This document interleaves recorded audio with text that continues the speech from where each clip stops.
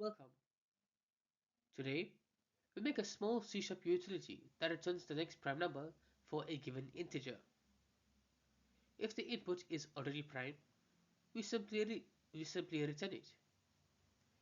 Primality checks are foundational in programming and math, and this is a tiny example to double loops, square root optimizations, and clear code readers can use in interviews or small utilities.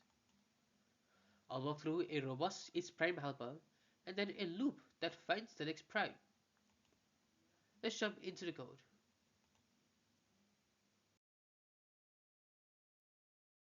This is easy to state, but there are a few edge cases to mention, such as numbers less than or equal to 1 are not prime, and small numbers and small primes 2 or 3 should be handled directly.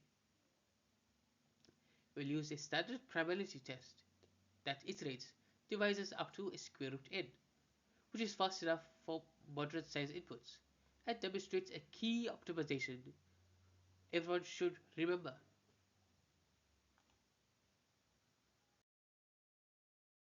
Here is a clean implementation.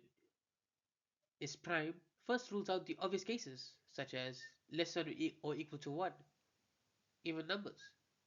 Then checks odd divisors up to a square root. That's the classic speedup. Next prime then handles n is less than or equal to 2 specially. Then normalizes the candidate to be odd and tests successive odd candidates only, which halves the work.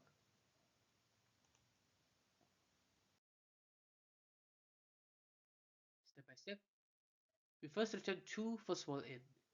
For larger n, we avoid testing even numbers.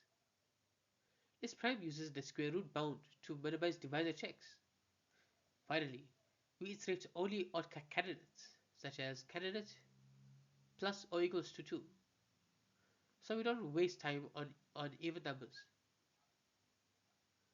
This combination is compact and efficient for the problem sizes commonly discussed in tutorials.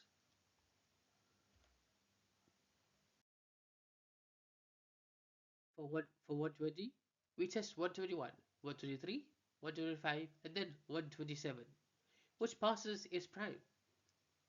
For 43, the very first check returns true. These examples highlight both the already prime path and the search forward path.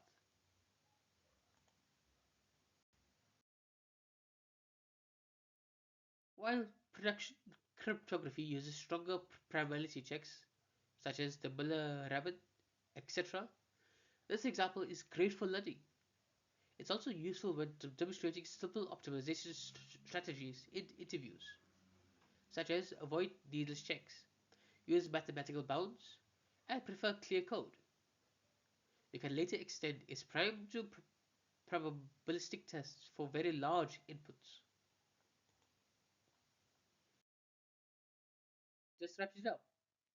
We built a clear C# function that returns the next prime or the number itself if it is already a prime, using a square root primality test and on only candidate stepping.